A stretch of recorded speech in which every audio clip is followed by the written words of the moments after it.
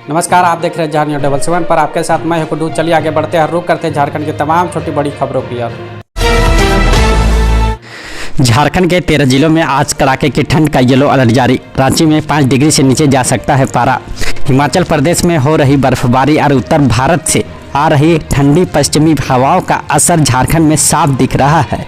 मंगलवार से झारखंड के तापमान में एक बार फिर गिरावट दर्ज की गई है। रांची समेत पूरे राज्य में कड़ाके की ठंड हो गई है।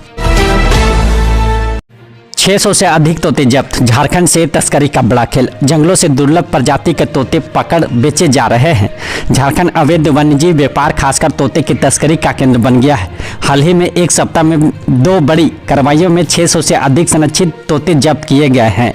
रांची में 250 से अधिक अलेक्जेंड्राइन तोते और सरायकेला खरसावां में 350 दुर्लभ प्रजाति के तोते बरामद हुए हैं। तस्करों को गिरफ्तार किया गया है। राज्य सरकार ने वन विभाग को सख्त कार्रवाई के निर्देश दिए हैं, क्योंकि ऐसे मामले में 30% वृद्धि हुई है। आलू खेत के बीच मिला विशालकाय हाथी का शव। सूंड पर काले निशान और खून देख बिजली करंट की आशंका। रामगढ़ जिले के गोला थाना क्षेत्र में एक विशालकाय जंगल हाथी का शव आलू के खेत में मिला है। ग्रामीणों ने सूंड पर काले निशान और खून देखकर बिजली के करंट से मौत की आशंका जताई है। वन विभाग और पुलिस मौके पर पहुंची और लेकिन मौत का सटीक कारण पोस्टमार्टम रिपोर्ट आने के बाद ही स्पष्ट होगा। यह घटना क्षेत्र में हाथियों की सुरक्षा पर सवाल उठाती है। निपाह वायरस को लेकर झारखंड अलर्ट मोड में है। इसके लक्षण और बचाव के बारे में जानिए विस्तार से। बंगाल में निपाह वायरस के 2 मामले सामने आने के बाद झारखंड सरकार सतर्क हो गई है। स्वास्थ्य मंत्री डॉक्टर इरफान अंसारी ने सभी सिविल सर्जनों को अलर्ट रहने और निगरानी बढ़ाने के निर्देश दिए गए हैं। विभाग को त्वरित रिपोर्टिंग और जन जागरूकता कार्यक्रम चलाने को कहा गया है। निपाह के लक्षणों और बचाव सावधानियों पर ध्यान केंद्रित किया जा रहा है ताकि राज्य में इसका प्रसार रोका जा सके।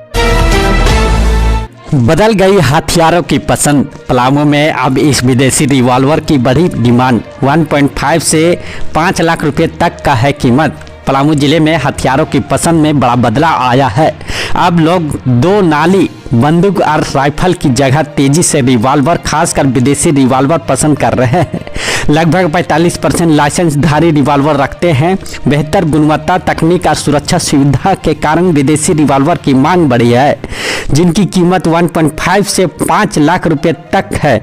लाइसेंस नवीनीकरण और निरीक्षण भी अनिवार्य है।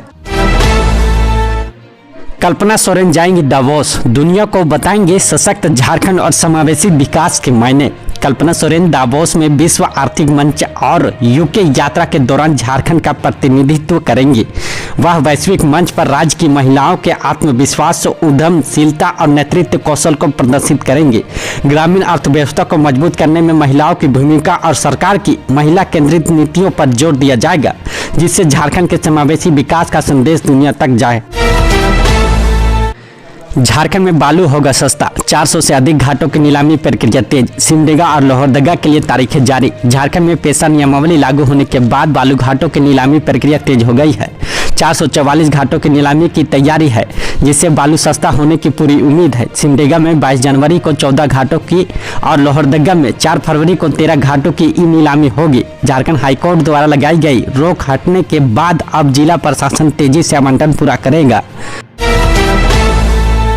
निजी हाथों में शराब की बिक्री जाते ही मालामाल हुआ विभाग। 3 माह में 1412 करोड़ रुपए कमाए। झारखंड में 1 सितंबर 2025 से निजी हाथों में शराब की खुदरा बिक्री शुरू होने के बाद उत्पाद विभाग का राजस्व तेजी से बढ़ा है। 3 महीने में 1412 करोड़ रुपए का राजस्व मिला है, जो लक्ष्य से 105% अधिक है। इससे विभाग को चालू वित्त वर्ष का 85.11 करोड़ रुपए का राजस्व लक्ष्य पूरा होने की उम्मीद है। लोगों को मनपसंद शराब मिलने से बिक्री में वृद्धि हुई है। जमशेदपुर से किडनैपिंग की आशंका। उद्योगपति देवांग गांधी के पुत्र कैरव का संदिग्ध अपहरण। जमशेदपुर के उद्योगपति देवांग गांधी के 22 वर्षीय पुत्र कैरव गांधी मंगलवार दोपहर से लापता है। उनकी कार चांडिल के कांदरबेड़ा में लवारिस मिली है, जिससे अपहरण की आशंका है। कैरव बैंक और फैक्ट्री जाने के लिए निकले थे। पुलिस ने शहर की सीमाएं सील कर दी है और सीसीटीवी फुटेज खंगाल रही है। उनकी अंतिम मोबाइल लोकेशन सोनारी में मिली थी। पलामू में कपड़ा व्यापारी से प्रिंस खान के नाम पर मांगी गई 1 करोड़ की रंगदारी, जांच में जुटी पुलिस। मेदिनीनगर में एक कपड़ा व्यापारी से कुख्यात अपराधी प्रिंस खान के नाम पर अंतर्राष्ट्रीय नंबर से व्हाट्सएप कॉल और मैसेज के जरिए 1 करोड़ रुपए की रंगदारी मांगी गई है। पैसे न देने पर गंभीर परिणाम भुगतने की धमकी भी दी गई है। व्यापारी से शिकायत पर शहर थाना में प्राथमिकी दर्ज कर ली गई है और पुलिस तकनीकी साक्ष्यों के आधार पर जांच कर रही है।